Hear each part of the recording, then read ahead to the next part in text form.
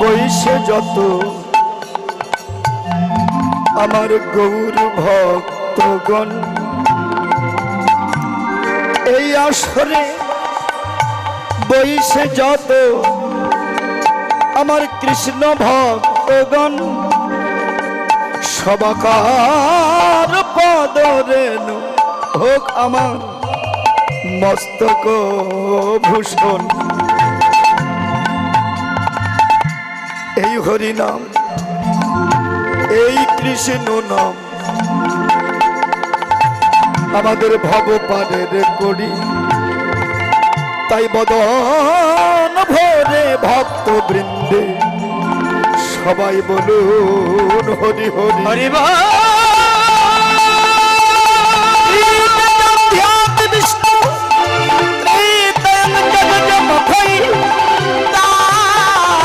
পরিচর্যয় সংকীর্তন মুকাম করতে বাচলম লঙ্ঘায় দেখি যদ কৃপহং তমহং বন্দে পরমানন্দ শ্রীমাধব।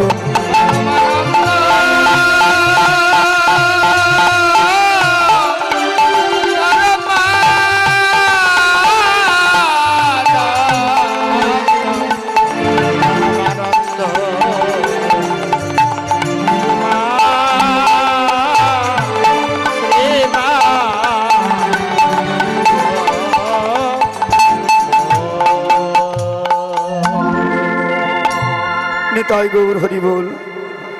সমবেত সকল সাধুগুরু বৈষ্ণব এবং আমার কৃষ্ণ কৃপা ধন্য রাধা কৃষ্ণ লীলামৃতা সাধ নিবৃত্তি যত ভক্তির পূর্ণমূর্তি আমার শ্রীমতী মাতৃমণ্ডলীগণ, নীলা প্রাম্ভের পূর্বে নীলা স্মরণের পূর্বে আপনাদের আতুল চরণে শত সহস্র কোটি দণ্ডবোধ প্রণাম। গীতব্য বিষয় যে নীলারসটি আস্বাদন করবার তরে আজ আমরা সবাই সমবেত হয়েছি, সেই লীলাটি হলো রাধা গোবিন্দের অষ্টকালীন লীলার মধ্যে যে লীলাটার নাম হলো উত্তরগোষ্ঠ লীলা বা ফিরাগোষ্ঠ লীলা। ভগবান জগতে যতগুলো লীলা প্রচার প্রসার করেছেন প্রত্যেকটা লীলাই জগৎজীবের শিক্ষার জন্য। তাহলে এই উত্তরাগোষ্ঠ লীলার দ্বারা জগৎ কি শিক্ষা পাবে? এখানে লীলা আস্বাদন করে জগৎজীবের সার্থকতা কি, এটাই আমাদের একমাত্র জানার বিষয়।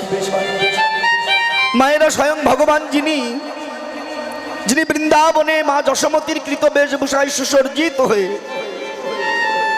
নবলক্ষ ধেনু 24 জন সখা সহকারে তিনি বৃন্দাবনে এসেছিলেন গোচারণের তরে। বৈষ্ণব গীত কবি তত্ত্ব দিল, শুধু আমার ভগবান নয়, আপনি আমিও সবাই সেই পরমাত্মা স্বরূপ ভগবানের কাছ থেকে নতুন দেহে সুসজ্জিত হয়ে এই নবলক্ষ ধেনু অর্থাৎ নবদার বিশিষ্ট দেহ আর 24 জন সখা। সখা কারা? এই দেহটা 24 চন্দ্রে গঠিত। কিরকম? ষড়রিপু 10 ইন্দ্রিয় এই মিলে 16 জন, মন বুদ্ধি অহংকার হলো 19 জন, আর ক্ষিতি অব তেজ মরুদ বম এই পঞ্চতত্ত্ব মিলে 24 জন শাখা আমার এই দেহের ভিতরেই। ভেবে দেখুন, এই জন্য একটা হলো তথ্য, একটা হলো তত্ত্ব, একটা হলো গৌণ, একটা হলো মোক্ষ, একটা হলো রূপ, একটা হলো স্বরূপ। জীবের যতদিন স্বরূপ দর্শন না হবে জীব ততদিন ভগবানকে চিনতে পারে না। আগে চিনতে হবে আমি কে, আমি কোথায় ছিলাম, আমি কোথায় এলাম, আমার কর্তব্য কি, কর্তব্য অন্তে আমি কোথায় ফিরে যাব, কে আমাকে এনেছিল, কে আমাকে নিয়ে যাবে, কেন বা জগতে আসা, আর কেনই বা জগৎ ছেড়ে চলে যাব। মানুষের ডেফিনেশন কি মানুষ এটা ভুলে গেছে। মানুষ শিয়াল কুকুরের মতো জগতে এলো, আবার শিয়াল কুকুরের মতোই জগৎ ছেড়ে চলে গেল। মানুষের কর্তব্য কি মানুষ এটা ভুলে গেছে। আচ্ছা বাবা, যদি কোনো ভিন্ন ধর্মী প্রশ্ন করে যে আমরা জন্মবাদ বিশ্বাস করি, কিন্তু ভেবে দেখুন, যদি কেউ প্রশ্ন করে যে আজ আমি এখানে এসেছি, আজ আমার আত্মীয় হয়েছে, স্ত্রী হয়েছে, পুত্র হয়েছে, সন্তান হয়েছে। আচ্ছা, তাহলে এর পূর্বে আপনি আমি ছিলাম কোথায়? কি মা, প্রশ্নের উত্তর আছে আমাদের কাছে? নাই। কেন? আমরা শাস্ত্র আদি গ্রন্থ পড়ি না। কি মা, তাহলে ছিলাম কোথায়? কোথায় এলাম? কি করে এলাম? আবার মৃত্যুর পরে কোথায় ফিরে যাব? এ প্রশ্নের উত্তর আমাদের কাছে নাই। কিন্তু যদি ভগবত গীতাটা কেউ দর্শন করত, সেই অনায়াসে প্রশ্নের উত্তর দিতে পারত। তাহলে ভেবে দেখুন গীতায় কি বলছে? অন্ন হইতে জীবের উৎপত্তি। আমি একটা বাজে কথা বলবো না, বাইরের নয়, সবই তত্ত্ব কথা, শাস্ত্রের কথা। অন্ন হইতে জীবের উৎপত্তি। অন্ন মেঘ হইতে উৎপত্তি, মেঘ যজ্ঞ হইতে উৎপত্তি, যজ্ঞ কর্ম হইতে উৎপত্তি, কর্ম বেদ হইতে উৎপত্তি, আর বেদ পরম ব্রহ্ম থেকে উৎপত্তি হয়েছে। তাহলে অন্ন থেকে জীবের উৎপত্তি হয়েছে। ভেবে দেখুন, বিশ্বাস না হয় এক বোতল বৃষ্টির জল রেখে আপনি ঘরের ভিতরে রেখে দেন, 2 মাস 3 মাস 4 মাস পরে দেখবেন ওর মধ্যে পোকা জন্মে গেছে। এই পোকাটা ওর ভিতরে ছিল কি করে? নিরাকারে, আপনি আমি দেখতে পাইনি। ভেবে দেখুন, ওই বৃষ্টির জল যখন মাটিতে পড়েছিল, তার দ্বারা খাদ্য শস্যের সৃষ্টি হয়েছিল। ভেবে দেখুন, তাহলে আপনি আমি ছিলাম কোথায়? শূন্যে, মহাশূন্যে, যেখানে আমার না ছিল মা, না ছিল বাবা, না ছিল স্ত্রী, না ছিল সন্তান, কেউ ছিল না। আপনি আমি একা পরিভ্রমণ করছিলাম। জগতের মাটিতে এলাম কি করে? ঈশ্বরের কৃপারূপ বৃষ্টির দ্বারা এই জগতের মাটিতে এসেছিলাম। শস্য দ্রব্যের দ্বারা আপনার আমার জন্ম হয়েছিল। সেই খাদ্য শস্য যখন কোনো পুরুষে খেয়েছিল, এটা পুরুষের থেকে শুদ্ধ সত্তা হয়ে জন্মগ্রহণ করেছিলাম। যদি কোনো রমণীতে খেয়েছে, তার থেকে রজশক্তি হয়ে জন্মগ্রহণ করেছিলাম। এবার রজ আর বীর্যে সংমিশ্রিত হয়ে আপনার আমার সৃষ্টি হয়েছে। বাদ দিন শাস্ত্র, এবার ভিতরে চলে আসুন। আপনি আমি ছিলাম কোথায়? শূন্যে, মহাশূন্যে। ভেবে দেখুন, আপনি আমি যে খাবার খেয়েছিলাম, তা থেকে রস হয়েছিল, রস থেকে রক্ত হয়েছিল, রক্ত থেকে মেদ হয়েছিল, মেদ থেকে মাংস হয়েছিল, মাংস থেকে মজ্জা হয়েছিল, মজ্জা থেকে কৃষ্ণ প্রেম ভক্তি রসটা তৈরি হয়েছিল। ভেবে দেখুন, যে বস্তুটার মধ্যে লক্ষ লক্ষ জীব সত্তা থাকে, দেখেছেন? ভাবুন, লক্ষ লক্ষ জীব সত্তা থাকে। সে বস্তুর বাসস্থান কোথায়? শূন্যে, মহাশূন্যে। কোথায়? পিতৃদেহে, আমার দেহে।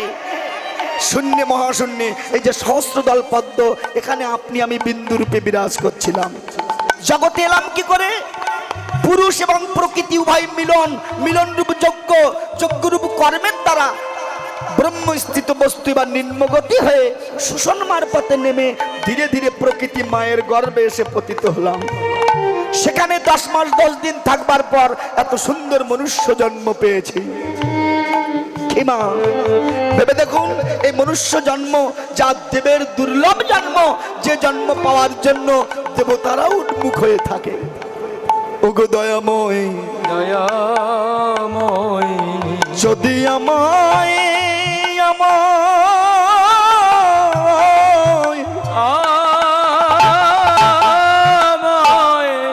এমন মনুষ্য কুলে জন্ম দিতে গো, জন্ম দিতে গো, এমন দেবের দুর্লভ জন্ম পেয়ে, জন্ম পেয়ে আমি কৃষ্ণ ভজন করে দেখতাম,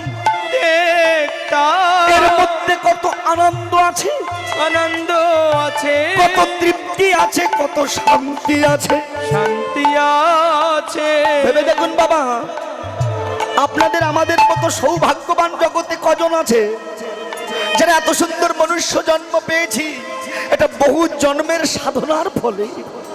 অথচ এই জগতে কৃষ্ণ ভক্তজনের জন্য আসার পরে মায়ার শৃঙ্খলে আবদ্ধ হয়ে আমরা কৃষ্ণ ভুলে গেছি সবাই। কি মা, জীবের স্বরূপ হলো নিত্য কৃষ্ণ দাস। সে কৃষ্ণ দাস, সে ভগবানের দাস, ভগবানের দাস। জীব তাহা ভুলি গেল, ভুলে গেল। এই সুযোগে মায়া পিশাচিনী তার গলায় বাঁধিলা, গলায় বাঁধিলা। জীব নিত্য কৃষ্ণ দাস, আমার ভগবানের দাস। অথচ আমরা কত বড় মূর্খ যে সেই জগতে এসে কামিনী কাঞ্চনের মোহে আপনি আমি ভগবানকে ভুলে গেছি। এ বাবা, মহাপ্রভু এই লীলার দ্বারা জগৎকে শিক্ষা দিচ্ছে। জগৎ দুদিনের জন্য সংসারে এসেছি, ভেবে দেখুন। ভগবান যেমন বৃন্দাবনে এসেছিলেন সেই প্রভাত কালে, আবার নবলক্ষ ধেনু গুটিয়ে নিয়ে তিনি ঘরে যাবেন, আপনি আমিও তাই সংসারে এসেছি দুদিনের জন্য। একদিন না একদিন আমার ডাক আসবে, একদিন না একদিন আমাদের যেতে হবে। কিন্তু কেমন করে ভগবানের পাবো, কি করে ভগবানের চরণ আশ্রয় করতে পারবো, এ কথা কেউ একবার ভেবে দেখে না। মায়েরা, আমরা অনেকে মহাভারত পড়েছি, ভাগবত পড়েছি। আচ্ছা বলুন তো, মহাভারতে কতগুলো অধ্যায় আছে আমরা জানি না। কে বাবা, অনেকগুলো অধ্যায়ের মধ্যে দেখবেন একটা অধ্যায় আছে শেষ পর্ব, যার নাম কি জানেন? যার নাম হলো মহাপ্রস্থানিক পর্ব। আপনারা পড়ে দেখবেন, মহাপ্রস্থানিক পর্ব। অর্থাৎ এতদিন তুমি কত চাঁদাবাজি করেছো, কত ক্ষমতার বড়াই করেছো, কত ঐশ্বর্যের বড়াই করেছো, কত ডিগ্রির বড়াই করেছো, কিন্তু শেষ পরিণাম তোমার যেতেই হবে। কি বাবা, শেষ পরিণাম কি? তোমাকে যেতেই হবে, কেউ থাকতে পারবে না। কিন্তু আমাদের মনুষ্য জন্মের যাওয়াটা কেমন হওয়া উচিত, এই মহাপ্রস্থানিক পর্বে আমার ভগবান অপূর্বভাবে জানিয়ে গেছেন। জানেন মা, কথাগুলো একটু মন দিয়ে শোনার চেষ্টা করবেন। শাস্ত্র কথাগুলো আমাদের জানলে মানুষের ভক্তি বাড়ে। জানেন, আপনারা যদি কেউ হরিদ্বারে গিয়ে থাকেন, গিয়েছেন কিনা জানি না, আপনারা যাবেন হরিদ্বার, মানে হরিদ্বার যে রাস্তায় পঞ্চপাণ্ডব তার স্ত্রী দ্রৌপদীকে সঙ্গে নিয়ে তিনি মহাপ্রস্থানের পথে ধাবিত হয়েছিলেন। পরীক্ষিতকে রাজ্য দিয়ে পাণ্ডবের জ্যেষ্ঠ পাণ্ডব যিনি, যার নাম কি ছিল? যুধিষ্ঠির। তিনি চার ভাই এবং স্ত্রী দ্রৌপদীকে নিয়ে তিনি মহাপ্রস্থানের পথে ধাবিত হয়েছিলেন। মায়েরা, যেতে যেতে দ্রৌপদী পিছনে পড়ে গিয়েছিলেন, অর্থাৎ মরে গিয়েছিলেন। দেখবেন মানুষ যখন মরে যায় তার আগে মানুষের সংসার চিন্তা, বিষয়ের চিন্তা, পুত্রের চিন্তা, স্ত্রীর চিন্তা, এগুলো মানুষকে ভগবানের নাম থেকে বিরত রাখে। দেখেছেন, যখন দ্রৌপদী পড়ে গেলেন, ভীম ডেকে বলেছিল, দাদা আমাদের স্ত্রী পড়ে গেছে, দেখলে না? ভীম দ্রৌপদীকে বেশি ভালোবাসতো। কেন জানেন? কারণ তিনি ক্ষমতার মানুষ ছিলেন, অত্যন্ত ক্ষমতাবান ব্যক্তি ছিলেন তিনি। দেখবেন যতদিন থেকে বল থাকে, ক্ষমতা থাকে, ততদিন সংসারের প্রতি ভালোবাসা থাকে, স্ত্রীর প্রতি মোহ থাকে। কিন্তু যখন আর ক্ষমতা থাকে না, আর কিচ্ছু থাকে না। দেখেছেন মায়েরা, এই যে তত্ত্বগুলো আগে জানার দরকার। এই তত্ত্বগুলো জানতে পারলে দেখবেন এর ভিতরে অমৃত লুকিয়ে আছে। যুধিষ্ঠির একবারও ফিরে তাকায়নি, ভীমকে ডেকে বলেছিল, ভীম কে কার স্ত্রী? এ জগতে তো কেউ কারো নয়, কেউ কারো নয়। দুদিনের জন্য সংসারে এসেছিলাম, এগো ওহে ভীম,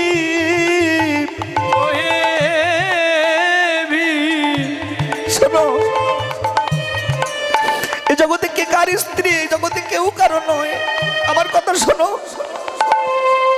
তুমি সামনে এগিয়ে চলো। তুমি যদি পিছনে লক্ষ্য করো, তুমি তোমার লক্ষ্যে পৌঁছাতে পারবে না। তুমি সামনে এগিয়ে চলো। দেখেছেন, যেতে যেতে ছোট দুটো ভাই নকুল সদেব পড়ে গেল। ভীম ডেকে বলল, দাদা যে দুটো ভাইকে তুমি পুত্র স্নেহে লালিত পালিত করলে, সেই দুটো ভাই মরে গেলে, দেখলে না? যুধিষ্ঠির বলল, ভীম তোমাকে বারবার নিষেধ করছি, আজ আমিও তোমার কেউ নই, আজ আমি তোমাদের পথ প্রদর্শক। তোমরা আমার পিছনে পিছনে ধাবিত হয়েছ, আমার উচিত তোমাদের পথ দেখানো, তাই তো তোমাদের পথ দেখাচ্ছি। শোনো, এ জগতে কে কার স্ত্রী, কে কার ভাই, এ জগতে কেউ কারো নয়। ভেবে দেখো, দুদিনের জন্য জীবী সংসারে এসে পরকে আপন করে দেখে। যেমন কোথাও থিয়েটার হয়, যাত্রা হয়, যে যার চরিত্রের রং মেখে অভিনয় করে, কেউ মাতা, কেউ পিতা, কেউ ভগিনী, কেউ স্ত্রী। যখন থিয়েটার ভেঙে যায়, যাত্রা ভেঙে যায়, সম্পর্কের রঙও মুছে যায়, যে যার ঘরে সেই ফিরে যায়, অভিনয়ের কথা তার মনে থাকে না। তদ্রূপ ভেবে দেখুন, এই সংসার নাট্য মঞ্চে আমরা সবাই অভিনয় করে চলেছি, সম্পর্কের রং মেখে সবাই অভিনয় করছি। কেউ মাতা, কেউ পিতা, কেউ ভগিনী, কেউ স্ত্রী, কেউ পুত্র, সবাই অভিনয় করে চলেছি। ভেবে দেখো, যেদিন সম্পর্কের রং মুছে যাবে, ওপারের ডাক আসবে, নিজ নিজ ঘরে তাকে ফিরে যেতে হবে। কেউ কাউকে বেঁধে রেখে রাখতে পারবে না। দেখেছেন মায়েরা, যেতে যেতে অর্জুনও পড়ে গেল। ভীম ডেকে বলেছিল, দাদা তোমার অতিরঞ্জিত হচ্ছে। যে অর্জুনের গান্ডীবের ওপরে তুমি রাজ্য পেয়েছিলে, তুমি রাজা হয়েছিলে, তুমি তার কথা একবারও ভাবলে না। যুধিষ্ঠির ডেকে বলেছিলেন, ভীম শোনো, কে কার রাজা? যা কিছু দিয়েছিল আমার গোবিন্দ দিয়েছিল। আমি তো ধন্য, আমার চলে যাওয়ার আগে তার ধন, তার ঐশ্বর্য আমি তার চরণে দিয়ে আমি আমার মহাপ্রস্থানের পথে আমি নিজ ঘরে ফিরে যাচ্ছি। এটা যে আমার কত সৌভাগ্য, আমি তোমাকে বলে বুঝাতে পারবো না। দেখেছেন মা? তাই তো ভীম, তুমি মোহগ্রস্ত হইও না। তুমি যদি মোহগ্রস্ত হও, তুমি পড়ে যাবে, তুমি তোমার লক্ষ্যে পৌঁছাতে পারবে না। জানো মা, যেতে যেতে ভীম পড়ে গিয়েছিল, তখন যুধিষ্ঠির বলেছিল, প্রভু তুমি কত দয়াময়, তুমি নিজে হাতে আমার যত পথের কণ্টক ঘুচিয়ে দিলে। যার কেউ থাকলো না, সে কিনা বলছে, প্রভু তুমি দয়াময়, তুমি নিজে হাতে আমার যত পথের কণ্টক, আমার ভজনের বৈরী যারা, তাকে তুমি পথ থেকে সরিয়ে দিলে। স্বর্গের দুয়ারে দাঁড়িয়েছিল যুধিষ্ঠির, সেখানে তার পরীক্ষা হয়েছিল। আপনি আমি জানি, কেউ আসতে পারেনি, তার সঙ্গে একটা কুকুর এসেছিলেন। আমাদের সনাতন ধর্মের আদর্শটা দেখেছেন? সম্মুখে দাঁড়িয়েছিল, দাঁড়াও, তুমি যেতে পারবে না। কেন? কারণ তুমি যেতে পারবে, তোমার পূর্ণ আছে, কিন্তু তোমার সঙ্গে যে কুকুরটা এসেছে ওকে নিতে পারবে না।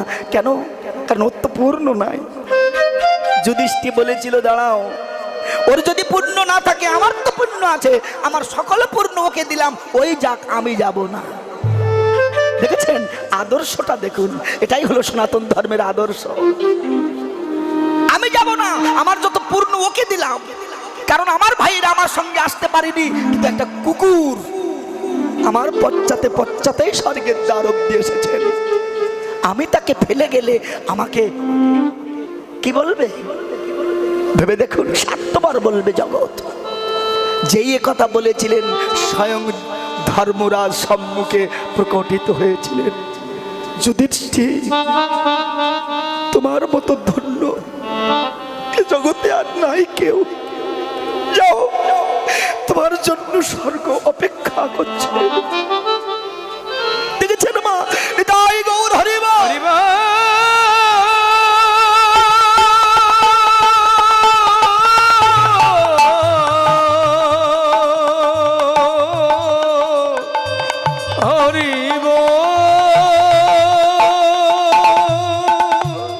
তাই তো যার মতি স্থির আছে,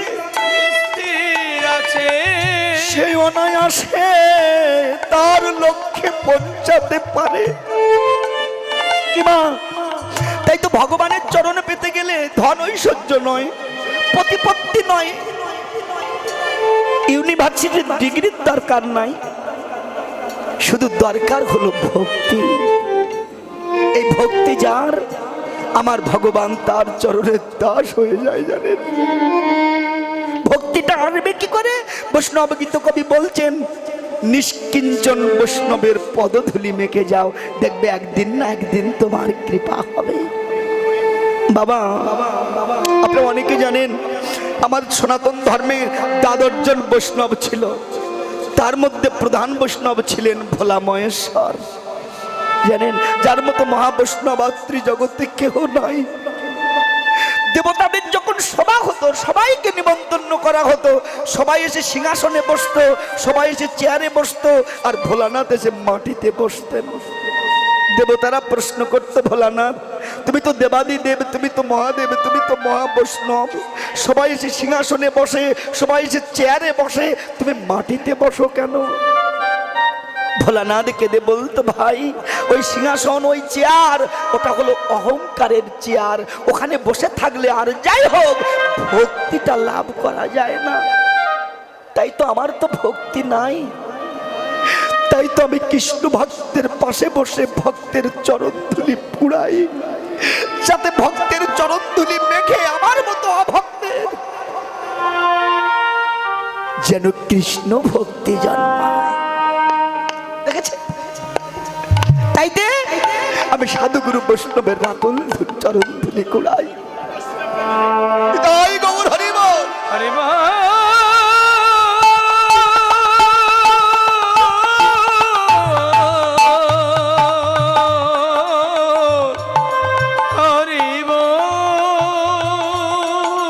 তাইতে মা সাধুগুরু বৈষ্ণব যারা, তারা ধন চায় না, ঐশ্বর্য চায় না, তারা চায় হে প্রভু তুমি আমাকে সুখে নয় আমাকে দুঃখে রাখো। কেন? আমি যদি সুখে থাকি হয়তো সুখে আমি তোমাকে ভুলে যাব, কিন্তু আমি যদি দুঃখে থাকি আমি দিবসে একবার হলেও তো কৃষ্ণ বলে কাঁদতে পারবো। প্রভু হে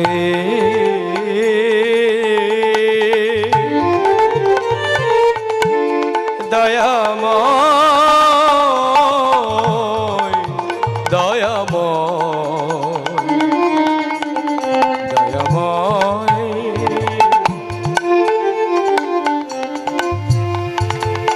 ওগো দয়াময় তুমি আমারে সুখে নয় সুখে নয় তুমি আমায় দুঃখে রাখো, দুঃখে রাখো ওগো দয়াময়। ও ও ও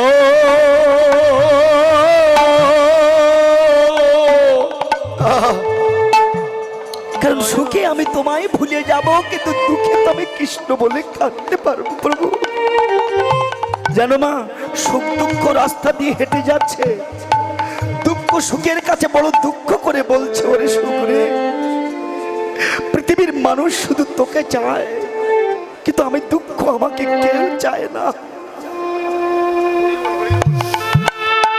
প্রভু হে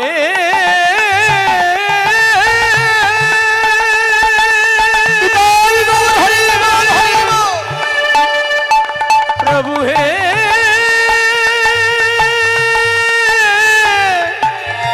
ও দয়াময়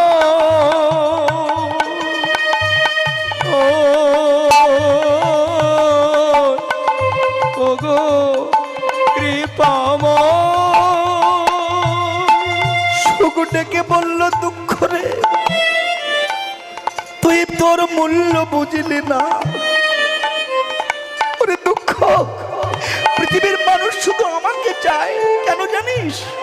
কারণ আমি যার ঘরে থাকি সে সুখে থাকে, আনন্দে থাকে, কিন্তু জানিস ও সুখে থেকে ও যে ভগবানকে ভুলে যায়। কিন্তু দুঃখ তুই যার ঘরে থাকিস তার সুখ থাকে না, তার আনন্দ থাকে না, কিন্তু সে হাজার দুঃখে থেকেও, সে কষ্টে থেকেও, সে দিবসে একবার হলেও সে তো হা কৃষ্ণ বলে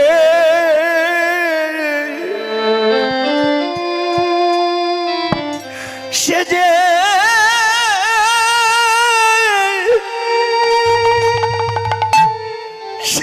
কাঁদিতে পারে, সে যে তাই হরি বল হরি বল।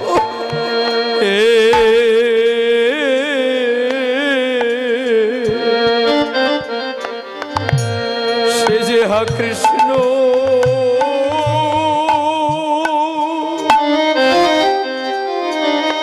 কৃষ্ণ বলে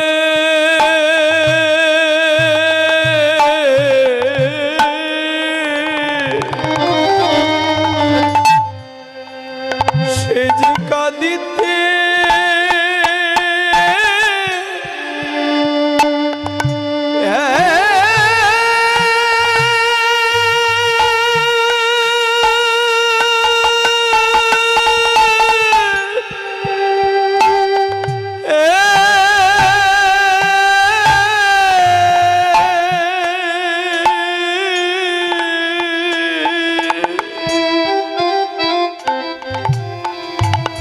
সে যে কাঁদিতে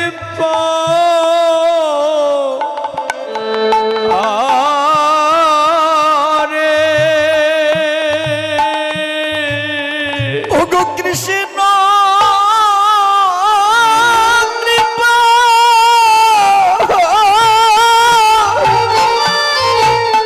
আমায় কৃষ্ণ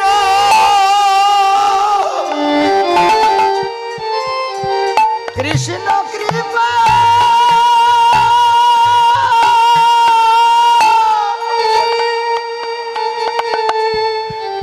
আমায় কৃষ্ণ কৃপা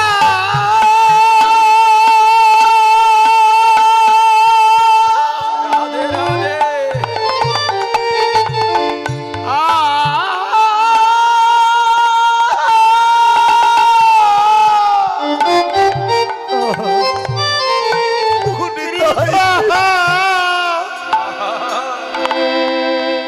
কৃপা করো বলে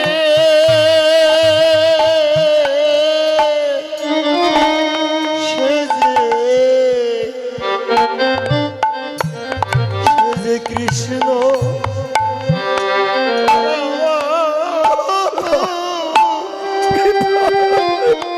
কৃষ্ণ বলে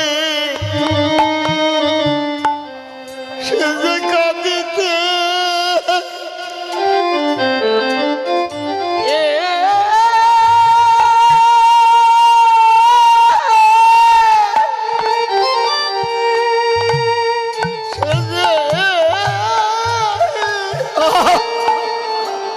সে যে কাঁদিতে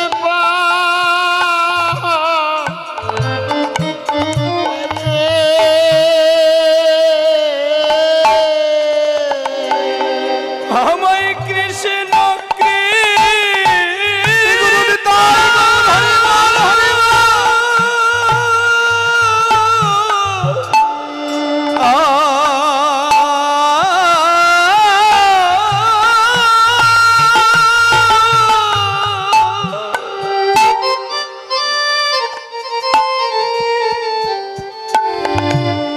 আমায় কৃষ্ণ কৃপা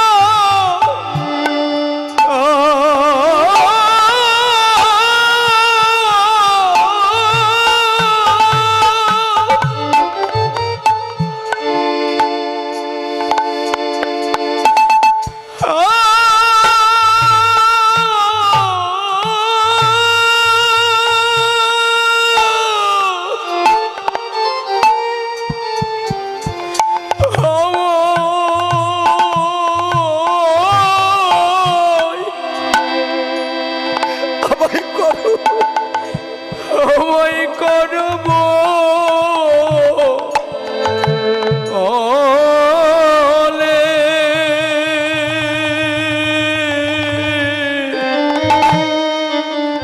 সে যো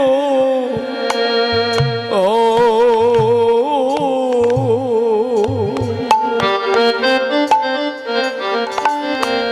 সেজন কৃষ্ণ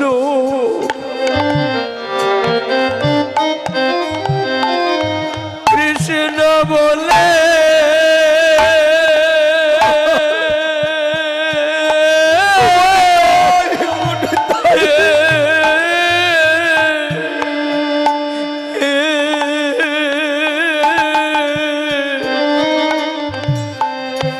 সেজন কাঁদিতে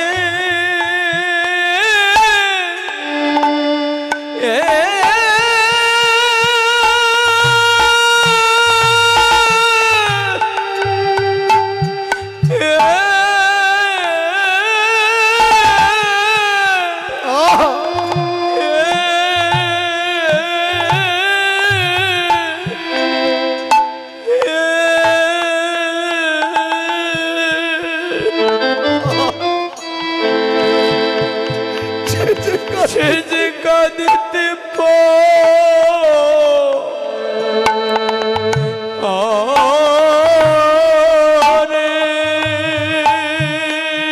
বাবা, ভগবান ধন চায় না, ঐশ্বর্য চায় না, চায় ভক্তের চোখের জল। ভক্ত আমার এই দাদা আমার অনেক কীর্তন সেরেছে বাবা। আমার এই কীর্তন মিডিয়া 10 লেখলে বহু কীর্তন, আমার কীর্তন, অন্যান্য কীর্তন, বাউল গান, কবি গান, শব্দ গান, লীলা কীর্তন, নাম কীর্তন, অনেক কিছু পাবেন। আপনারা এই চ্যানেলটা সাবস্ক্রাইব করবেন, এটা আমার অনুরোধ। এই যে কীর্তন মিডিয়া দাদা খুব ভালো দাদা আছে, সবাই চলে গেলে এটা যাবেন, এটা থাকবি, খুব ভালো। এনার চ্যানেলে ভালো ভালো কীর্তন আছে, কীর্তন মিডিয়া 10 লিখবেন, অনেক কীর্তন আসবে, আপনারা শুনবেন। আমাদের অনেক কীর্তন সারা আছে। আমার ইউটিউব চ্যানেলে কি কীর্তন মিডিয়া 10 সকল সনাতন ধর্মে যত বড় বড় কীর্তনীয় আছে, হয়েছে নাম কীর্তন, লীলা কীর্তন, এই যে কীর্তন মিডিয়া এই চ্যানেলটি, সকল কীর্তনীয়দের কীর্তন এই ইউটিউব চ্যানেলে পাবেন আপনারা। সনাতন ধর্মীয় অনুষ্ঠান ইউটিউব চ্যানেল কীর্তন মিডিয়া, আপনারা সাবস্ক্রাইব, নতুন নতুন কীর্তন আপনারা সাবস্ক্রাইব করবেন। এবং অষ্টকালীন নীলা কীর্তন, গীতা পাঠ, মহানাম যজ্ঞ অনুষ্ঠান, এক নাম নীলা কীর্তন, আপনারা সকলেই ওই চ্যানেলে সাবস্ক্রাইব করবেন। গীতা পাঠ, ভাগবত পাঠ, সকল কিছু এই চ্যানেলে দেখতে পাবেন। এবং সকলেই দেখবেন এবং বেশি বেশি করে শেয়ার করবেন, যেন সকলের মাঝে দাদা আরো ভালো ভালো কীর্তন আপনাদেরকে উপহার দিতে পারে। কীর্তন মিডিয়া সকল ভক্তগণই এই চ্যানেলটি দেখবেন। হ্যাঁ, তো গৌর হরি বল। হরি বল, হরি বল। হরি বল, হরি বল।